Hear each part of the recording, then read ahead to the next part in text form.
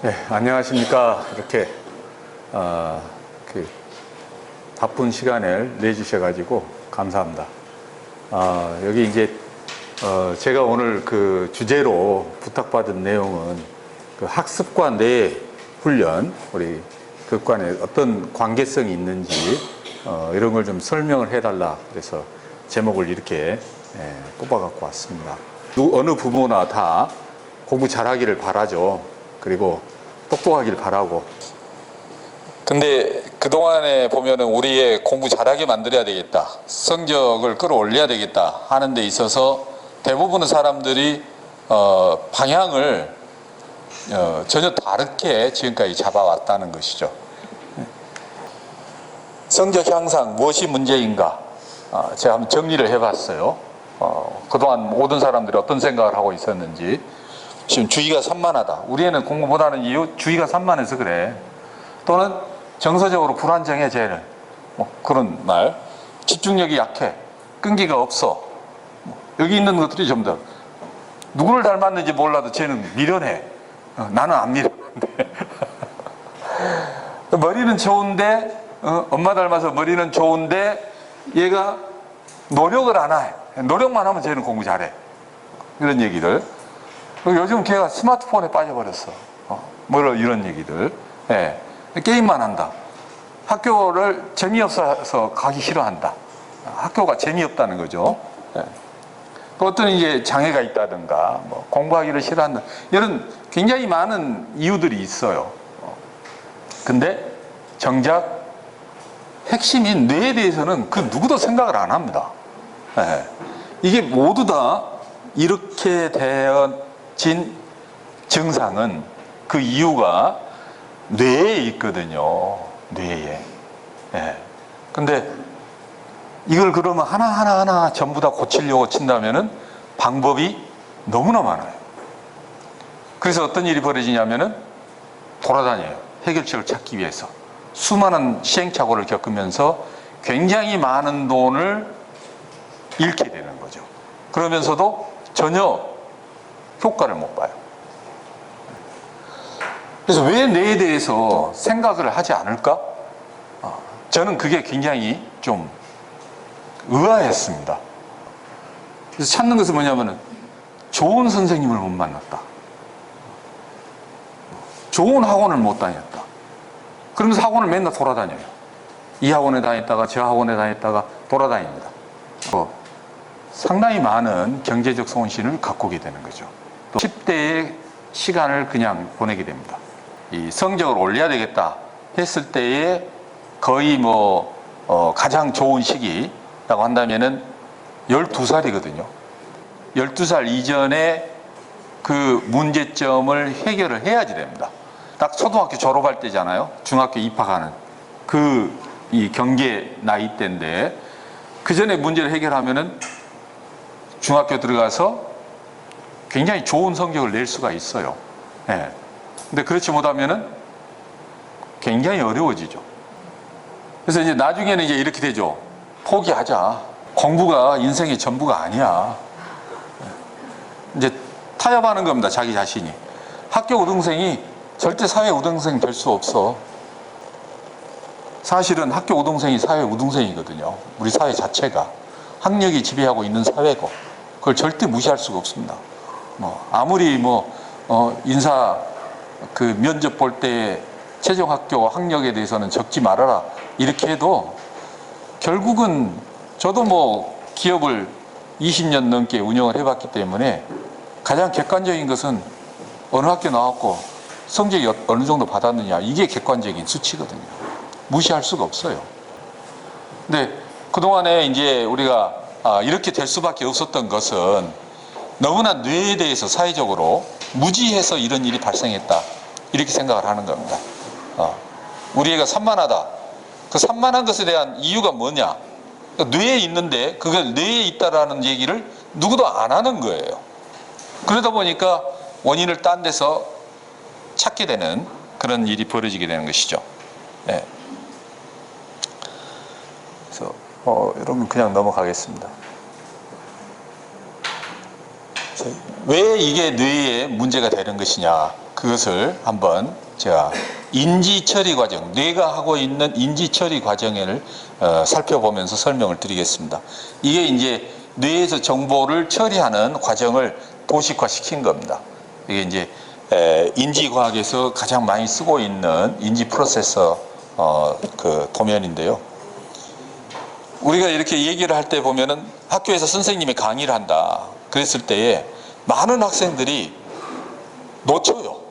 이게 산만하다 그 얘기는 선생님 강의하는 말 중에서 드문드문 자기 머릿속에 들어오는 것이요. 전체가 들어오질 않아요. 자기는 열심히 집중해 있지만은 자기 뇌에서는 선생님 목소리만 100% 흡수하는 게 아니라 다른 생각을 하거나 아니면 다른 것에 정신이 팔려 있다든가 이런 일이 벌어집니다. 근데 그걸 자기가 통제를 못해요. 자기가 컨트롤할 수 있어야지 되는데 그 통제를 못해요. 어떤 얘기를 들었을 때 또는 무엇을 봤을 때에 뇌에서 첫 번째 일어나는 단계는 뭐냐면은 그 정보들 중에서 내가 관심 있는 정보 하나만을 선택을 합니다. 우리 뇌는 절대 두 가지를 동시에 처리를 못해요. 네. 아직 인간의 뇌가 그 수준입니다. 그래서 두 가지 정보를 한꺼번에 처리하지 못하는 이 뇌이기 때문에 많은 정보들이 들어오더라도 그 중에 한 개만 뇌가 선택을 해요. 네. 그래서 그 단계가 뭐냐? 제일 첫 번째 단계죠. 이 단계. 이 단계인데 그걸 우리가 이제 상행주의적 선택 과정이라고 그럽니다. 상행주의적 선택 과정. 네. 위로 올라가는 정보 중에서 우리 오감을 통해서 들어오는 정보 중에서 내가 관심 있는 정보 하나만을 뇌가 선택을 해요. 네. 그래서 시각, 청각, 촉각 뭐 여러 감각 정보들이 들어오지만 이 중에 한 가지 정보에만 우리가 정신을 집중할 수가 있게 되는 거죠. 그걸 선택하는 것. 근데 그 선택하는 것을 우리가 뭐라고 부르냐면은 주의적 선택이라고 불러요. 그 과정을. 주의적 선택. 그러니까 attentional selection 이런 용어를 쓰거든요. attentional selection. 예. 근데 여기서 얘기하고 있는 것이 이 뭡니까? 주의라는 단어예요. 주의라는 단어.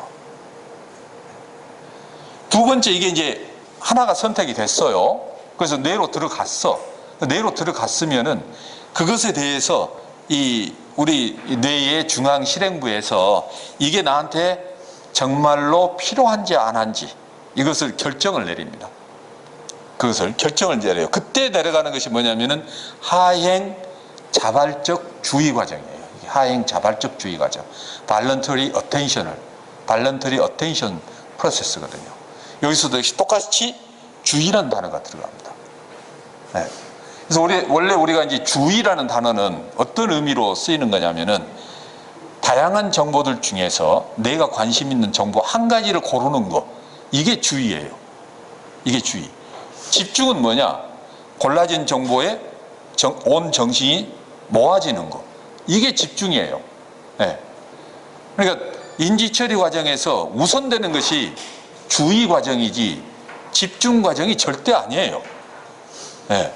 학교 선생님이 강의를 하는데 쭉 얘기를 할 거 아닙니까? 쭉 얘기를 하는데 그 얘기되고 있는 그 모든 그 이야기를 자기 머릿속에다가 집어넣는 것은 집중이 아니고 주의예요. 그 과정이. 선택을 해야 되거든. 자기가. 선생님 말씀을 자기가 선택을 하는 거예요. 다른 정보들도 자기 머릿속에 들어와요. 그렇지만 다른 정보들은 다 배격하고 오로지 선생님 말씀만 내 머릿속에다 딱 집어넣게끔 그걸 골라야 되는데 이 과정이 제대로 안 되면은 아예 시작부터가 문제가 생기는 겁니다. 네. 아예 정보 자체가 머릿속에 들어가질 않아요. 근데 그런 아이들이 책을 읽는다고 해서 책의 내용이 머릿속에 정상적으로 들어갈 수 있느냐? 그게 안 됩니다.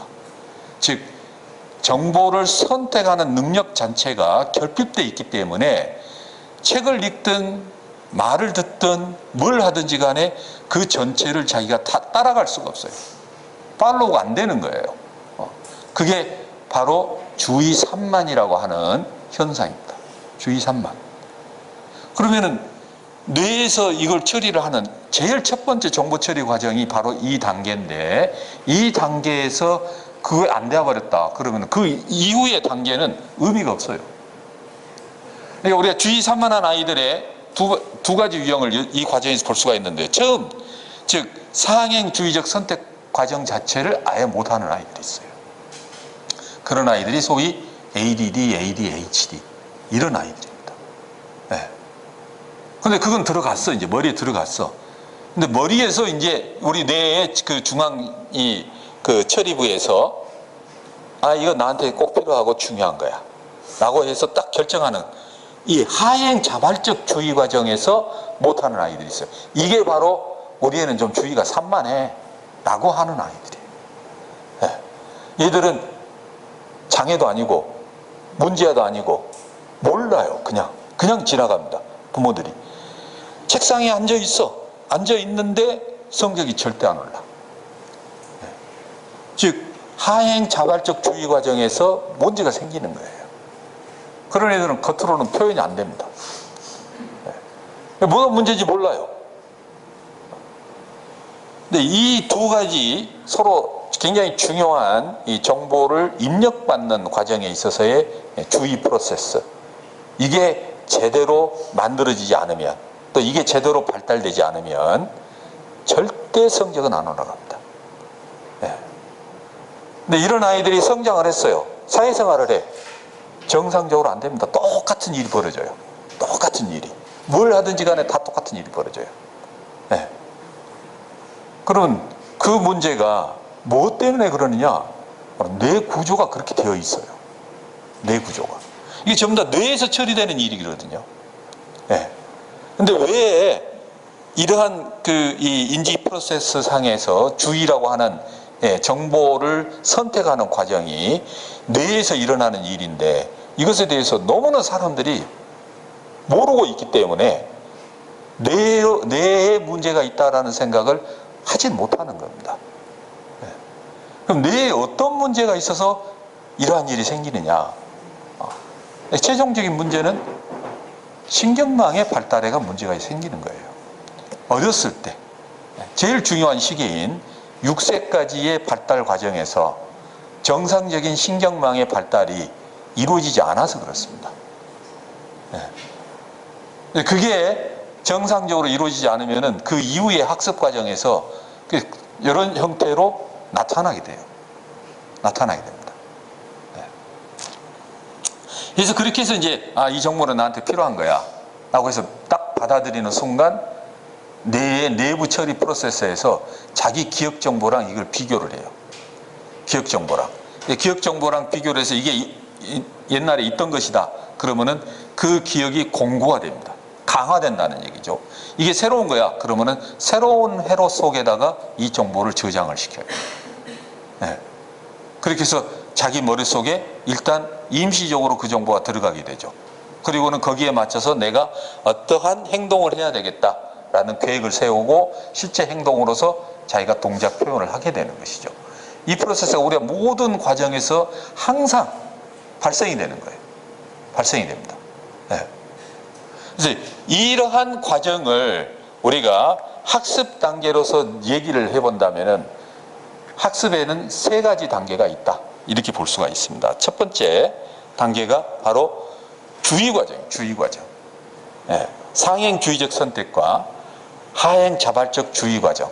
이 두 가지를 통해 갖고 우리한테 필요한 정보를 우리가 선택적으로 받아들인 다음 그걸 기억 과정으로 집어넣는 그 다음 프로세스로 넘어가게 됩니다. 그래서 제일 첫 번째 과정, 정보 입력 과정. 여기에 필수적으로 들어가는 뇌의 기능은 바로 선택하는 주의 능력이에요. 이제 이게 발달이 되어야지 그 다음 모든 문제가 다 해결이 돼요. 네. 사진을 봐보십시다. 이제 fMRI 사진이에요. fMRI 사진. 우리가 주의를 기울일 때하고 주의를 기울이지 않았을 때하고 뇌에서 활동하는 영역 범위가 어떻게 달라지느냐. 이걸 이제 찍은 겁니다. 좌측에 있는 것은 우리가 의식적으로 어떤 단어를 보고 있는 거예요. 의식적으로. 그때는 뇌의 많은 부분들이 활성화가 됩니다. 우측에 있는 그림은 그냥 멍 때리고 글자를 보는 거예요. 아무 생각 없이. 멍 때리고 보게 될 경우에는 뇌에 활성화되는 영역이 현저하게 줄어들어요. 현저하게. 이 두 가지 사진을 비교해 보시면은 어느 뇌가 더 활발합니까? 좌측이잖아요. 이거 명확하죠. 그러니까 우리가 주의를 가지고 그 정보를 입력을 받게 되면은 뇌에서 좌측과 같은 활동이 일어나요. 일어나는데 그냥 눈은 떠 있는데 머릿속에서 딴 생각하고 있잖아요. 주의가 기울어지지 않죠? 그러면은 우측과 같은 현상이 뇌에서 일어나게 됩니다. 그러면 정보를 입력받을 수가 없어요. 네. 그래서 딱 그림만 봐도 우리가 어느 쪽이 더 확실하게 뇌가 활동하고 있느냐 하는 것을 분명하게 알 수가 있죠. 두 번째 단계는 뭐냐? 그러면은 내가 이제 머릿속에 들어왔잖아요. 기억대, 우리 저장되어 있는 정보와 비교하는 과정입니다. 비교하는 과정인데 이게 있어. 그럼 한 번 더 들어왔잖아요. 그 기억이 강화돼요. 기억이 강화됩니다. 그래서 이게 또 한 번 들어오잖아요. 그럼 더 강화돼. 더 강화돼요. 그래서 중요한 건 뭐냐면요. 반복 학습이 중요하다는 거예요. 반복 학습이. 네. 한 번만 봐갖고 자기가 알아버리면 그건 천재예요. 근데 대부분의 사람들은 한 번 봐가지고는 몰라요. 그래서 몇 번을 봐야 되죠. 몇 번을 봐야 이게 비로소 내 것이 되고 내 머릿속에 이게 자리를 딱 잡게 됩니다. 그래서 반드시 반복 학습이라고 하는 과정이 반드시 들어가야 돼요. 이 과정 중에서 뇌가 어떻게 바뀌냐? 그러면은 처음에는 들어오는 정보를 머릿속에다가 저장하려고 하는 작업이 진행이 되죠. 이게 이제 자꾸 반복이 되다 보면은 신경회로가 자리를 딱 잡아요. 그 정보를 처리하는 신경회로가 딱 자리를 잡습니다. 이걸 전문 용어로 consolidation process라고 불러요. consolidation process. 그래서 정보를, 기억을 공고화시키다 이런 의미죠. 그렇게 되면 이렇게 회로가 하나 딱 완성이 되잖아요. 다음번에 그 정보를 떠올릴 때에는 이게 저절로 나와버려요. 저절로. 이게 마치 뭐하고 똑같냐면 여러분들이 제일 처음에 자전거를 타려고 할 때는 못 타요. 실수도 하고 막 넘어지기도 하고 그래요. 자꾸 타다 보면은 나중에는 그냥 저절로 그냥 타게 돼요. 그게 똑같은 프로세스인데 처음에는 자전거를 타는데 우리 몸을 통제하는 신경회로가 머릿속에 안 만들어져 있기 때문에 못 타는 거예요. 자꾸 타다 보면은 이제 우리 몸을 컨트롤하는, 자전거 탈 때 우리 몸의 균형을 잡을 수 있는 그 회로가 만들어져요. 그게 딱 만들어지고 나면은 그 다음에는 그냥 너무 쉽게 타는 거예요. 똑같은 거죠. 그래서 뇌에서 이런 기억 회로가 만들어져야지만이 모든 것이 쉽게 되는 거죠. 그래서 이러한 그 과정에서 여기 보시면 실제로 뇌가 에너지를 소비하는 패턴이 틀려요. 메모리가 기억이 공부가 안 되잖아요. 그러면은 뇌에서 굉장히 많은 부위가 에너지를 많이 쓰게 됩니다. 근데 공부가 딱 이루어지게 되면은 아래 그림처럼 에너지 소비가 확 줄어들어요. 네. 우리 속담에 머리가 미련하면 손발이 바쁘다 그러잖아요. 그래서 뇌가 회로를 못 만들다 보니까 엉뚱한 데 에너지를 쓰게 되는 거예요. 그래서 이렇게 아래 그림처럼 됐을 때에는 에너지 소비 딱 필요한 회로만 이제 그 만들어진 그 회로만 작동이 되면 돼요. 다른 데는 작동이 될 필요가 없어. 그러니까 우리가 굉장히 아주 머리가 우수한 아이들 학교에서 보면은 뭐 굉장히 머리 우수한 아이들이 있는데 걔들은 공부도 안 하는 것처럼 보여. 근데 공부를 잘해.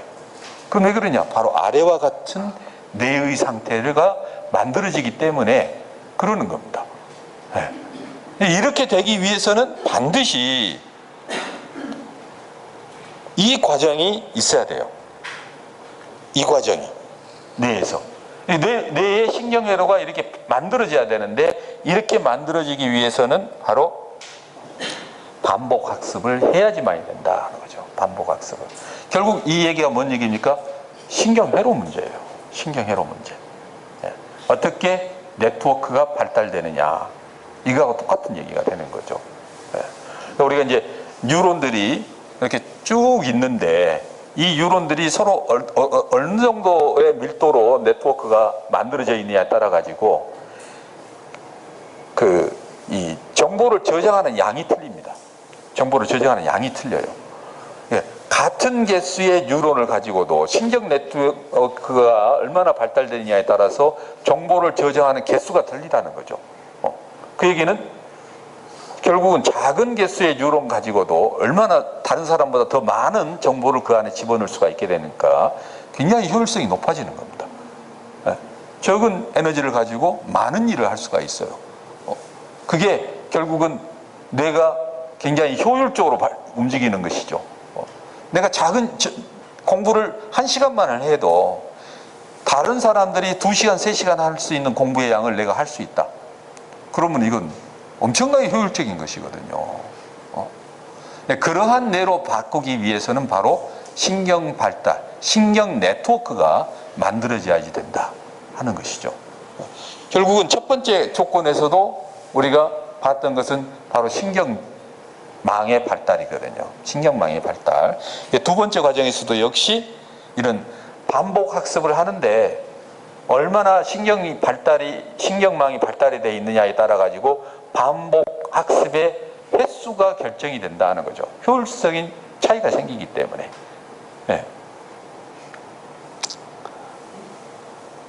그다음 세 번째 단계는 뭐냐? 기억 저장이 됐어요. 기억 회로가 만들어졌어. 그 다음에는 뭐냐? 이것을 빨리 인출을 해내야지 돼요. 저장이 돼 있으면 그것을 인출을 해야죠. 인출하는 능력을 따로 키워야 됩니다.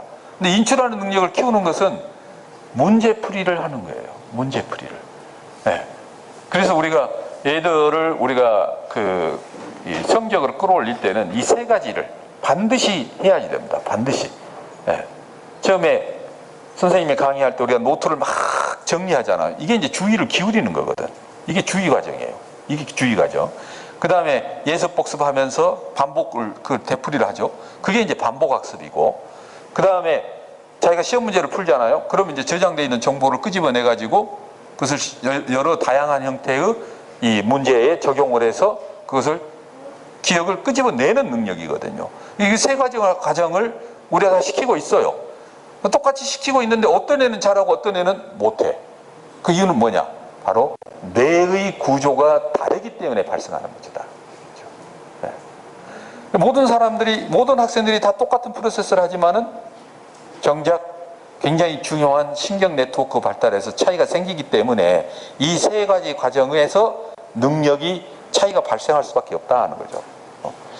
그래서 이렇게 문제풀이를 해야 되는 가장 큰 이유는 뇌의 정보가 한 군데에 저장되질 않아요. 이렇게 뿔뿔이 흩어져 있습니다. 뿔뿔이 흩어져 있어요. 그래서 이렇게 흩어져 있는 정보를 우리가 끄집어낼 때에 여기저기에 흩어져 있는 정보들이 바인딩이 일어나요. 서로 합쳐지게 된다는 거죠. 합쳐져서 우리 뇌에서 이게 뭐다라고 하는 인지를 하게 되는 거예요. 예를 들면은 우리가 어떤 단어를 들을 때 여러분들이 지금 제 말을 듣고 있잖아요. 그럼 여러분 뇌를 찍었어요. 어디가 활성화가 되느냐? 바로 측뒤엽 쪽입니다. 측뒤엽의 청각피질 쪽하고 그 뒤에 있는 베르니케 영역이 활성화되고 있는 것을 사진으로 나왔어요. 이게 이 우측에 있는 상단의 우측은 단어를 보고 있는 거예요. 여러분들이 단어를 보고 있을 때에는 시각피질 영역, 우리 후두엽입니다. 후두엽. 시각피질 영역이 활성화돼요. 밑에 이제 좌측 그림은 말을 할 때예요. 말을 할 때는 운동피질 영역인데 특히 우리 입과 연결, 입이나 혀, 입술 이쪽과 관련되어 있는 운동피질 영역이 활성화된 겁니다. 그다음에 여기는 이제 thinking about words잖아요. 내가 어떤 문장을 만들기 위해서 생각을 하고 있는 거거든요. 생각. 그때는 이제 브로카 영역이 활성화됩니다. 여기 앞쪽에가 있습니다. 여기 앞쪽에. 그래서 각각의 우리가 의식적으로 어떤 의식 활동을 하고 있느냐에 따라서 뇌의 해당 영역들이 따로따로 정해져 있다는 것이죠. 그래서 우리가 이 모든 것들을 따로따로 발달을 시켜야 되느냐? 아니라는 거죠. 이걸 우리 뇌 전체적으로 그럼 신경망을 만들려면은 뇌의 모든 기능들이 다 흩어져 있기 때문에 굉장히 많은 일을 해야 돼요. 그러니까 뇌를 전체적으로 발달을 시키려면은 그건 불가능한 것이죠. 뭔가 효율적인 방법이 분명히 있을 것이다 라는 겁니다. 그래서 우리가 학습 능력이 결정짓는 것은 결국은 어떻게 우리가 신경망을 빨리 발달을 시켜서 이 세 가지의 프로세스가 굉장히 효율적으로 이루어질 수 있도록 만들 것이냐, 이 문제예요. 그래서 뭐 신경망도 굉장히 복잡한 구조를 갖고 있습니다. 뇌 속에서 굉장히 복잡한 구조를 갖고 있어요. 이게 실제 살아있는 사람의 뇌 속에 만들어져 있는 신경망을 사진으로 찍은 겁니다. 그래서 저 B 칼럼에 있는 것은 우리 대뇌 피질하고 가운데 있는 시상 영역하고 신경망이 연결이 되어 있는 그림이에요. 그 옆에 있는 것은 이제 뇌량, 잔해하고 우뇌가 연결되어 있는 그런 신경망이고, 이쪽은 이제 대뇌 피질에서 저쪽 척수까지 내려가고 있는 그런 신경망을 사진으로 찍은 겁니다. 이런 이 신경망이 실제로 뇌 속에서 아주 복잡하게 얽혀 있는데, 이러한 것이 뉴런 하나하나가 서로 어떻게 연결이 되어 있는가를 찾고 있는 프로젝트가 전 세계적으로 가장 큰 프로젝트가 지금 진행이 되고 있어요. 그걸 우리가 무슨 프로젝트라고 부르냐? 커넥톰 프로젝트라고 합니다. 커넥톰 프로젝트. 옛날에 게놈 프로젝트 있었잖아요. 20세기 말에. 그래서 우리 사람의 유전자 지도를 전부 다 만들어낸 것처럼 지금은 이제 뇌 지도 프로젝트라고 부르고 있는데, 영어로는 커넥톰 프로젝트입니다. 즉 뉴런과 뉴런들이 어떻게, 어떤 뉴런이 어떤 뉴런이랑 연결이 되어 있느냐, 그걸 찾아내는 거예요, 전부 다. 근데 단순히 그 지도만 찾는 것이 아니라 이러한 연결이 어떤 유전자하고 연결이 되어 있느냐, 이것까지도 찾고 있어야죠. 그래서 유전자와 뇌와 연결되어 있는 그 관계성, 이것도 지금 찾고 있는 거죠. 이게 지금 현재 21세기 최대의 프로젝트입니다. 그걸 왜 하느냐? 그걸 해야지만이, 그걸 밝혀내야지만이 우리 뇌에 대해서 제대로 이해할 수가 있게 돼요. 그러면은 뇌에서 생기는 많은 문제들을 해결할 수가 있어요. 그래서 결국은 중요한 것은 신경망을 어떻게 발달시킬 수가 있느냐, 이 방법만 정확하게 나온다면은 우리는 굉장히 많은 문제를 해결할 수가 있게 되는 겁니다.